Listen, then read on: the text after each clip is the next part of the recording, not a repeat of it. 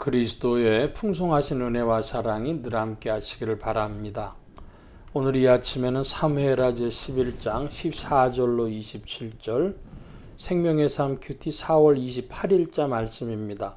14절 이하의 말씀을 봅니다. 아침이 되매 다윗이 편지를 써서 우리아의 손에 들려 요압에게 보내니 그 편지에 써서 이르기를 너희가 우리아를 맹렬한 싸움에 앞세워 두고 너희는 뒤로 물러가서 그로 맞아 죽게 하라 하였더라. 요압이 그 성을 살피어 용사들이 있는 것을 아는 그곳에 우리아를 두니 그 성 사람들이 나와서 요압과 더불어 싸울 때에 다윗 부하 중 몇 사람이 엎드려지고 헷사람 우리아도 죽으니라. 요압이 사람을 보내어 그 전쟁의 모든 일을 다윗에게 보고할세 그 전령에게 명령하여 이르되 전쟁의 모든 일을 내가 왕께 보고하기를 마친 후에 혹시 왕이 노하여 내게 말씀하기를 너희가 어찌하여 성에 그처럼 가까이 가서 싸웠느냐 그들이 성 위에서 쏠 줄을 알지 못하였느냐 여룻베셋의 아들 아비멜렉을 쳐 죽인 자가 누구냐 여인 하나가 성에서 맷돌 윗짝을 그 위에 던짐에 그가 데베스에서 죽지 아니하였느냐 어찌하여 성에 가까이 갔더냐 하시거든 내가 말하기를 왕의 종 햇사람 우리아도 죽었나이다 하라. 전령이 가서 다윗에게 이르되 요압이 그에게 보낸 모든 일을 다윗에게 아뢰어 이르되 그 사람들이 우리보다 우세하여 우리를 향하여 들러 나오므로 우리가 그들을 쳐서 성문 어기까지 미쳤더니 활 쏘는 자들이 성 위에서 왕의 부하들을 향하여 쏘매 왕의 부하 중 몇 사람이 죽고 왕의 종 햇사람 우리아도 죽었나이다 하니 다윗이 전령에게 이르되 너는 요압에게 이같이 말하기를 이 일로 걱정하지 말라. 칼은 이 사람이나 저 사람이나 삼키느니라. 그 성을 향하여도 힘써 싸워 함락시키라 하여 너는 그를 담대하게 하라 하니라. 우리아의 아내는 그 남편 우리아가 죽었음을 듣고 그의 남편을 위하여 소리내어 우니라. 그 장례를 마침에 다윗이 사람을 보내 그를 왕궁으로 데려오니 그가 그의 아내가 되어 그에게 아들을 낳으니라. 다윗이 행한 그 일이 여호와 보시기에 악하였더라. 사무엘하 11장 14절 이하의 말씀에 보면 다윗이 범한 죄악에 심대한 것들이 나타납니다. 그 중에 한 가지는 뭐냐 그러면 그 죽을 사람 즉 우리아가 죽을 그 편지를 우리아의 손에 들려보내는 것이죠. 그러니까 다른 전령편에 보낸 것도 아니고 우리아의 손에 들려보냈다는 거 참 그것은 말하기 어려울 정도로 참 추악한 일입니다. 죽을 그 사람을 죽을 그 편지를 그 사람 손에 들려서 다윗이 보냈다는 거. 그 다음에 이제 그 살인 교사죄를 행했는데 그 요압이 그 편지를 들고 실행을 했지 않습니까? 그러니까 그 요압은 또 우리아만 그 죽이는 자리로 내몰 수 없으니까 다윗의 부하들도 같이 죽어요. 그러니까 한 사람 죽인 게 아니죠. 여러 죽게 됐죠. 그런데 그 전령이 와서 또 이야기를 하니까 다윗이 아주 고상하고 점잖은 얘기를 합니다. 의젓한 얘기를 하는데 25절에 보면 요압에게 이같이 말하기를 이 일로 걱정하지 말라. 칼은 이 사람이나 저 사람이나 삼키느니라. 그 성을 향하여 더욱 힘써 싸워 함락시키라 하니 하여 너는 그를 담대하게 하라 하니라.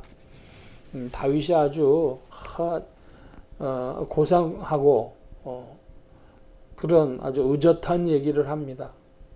이 다윗의 죄악의 모습을 볼 때 사실은 누굴 봐야 하냐면 결국은 나를 봐야 하는 것이죠. 우리 자신을 봐야 하는 것이죠. 우리가 이런 죄인이다 하는 그 모습을 보아야 하겠습니다. 거기 하나 또 첨부할 거 있는데요. 26절 보면 우리아의 아내는 그 남편 우리아가 죽었음을 듣고 그의 남편을 위하여 소리내어 우니라. 그 장례를 마침에 다윗이 사람을 보내어 그를 왕궁으로 데려오니 그가 그의 아내가 되어 그에게 아들을 낳으니라 그랬습니다. 이것도 조금 그 눈길을 끄는 건 뭐냐면 그 남편을 위해 소리내어 울었다 그래요. 이 소리내어 운 것이 쉽게 말하면 우리나라 유교 장례 치를 때의 호곡이라 그래서 이것 한마디로 쇼하는 거 아닌가 이런 생각이 들죠. 이 여인도 자기가 피했으면 피했거나 아니면은 왕의 왕권에 저항하지 못했다 그랬으면 우리 한국으로 치면 어떡합니까?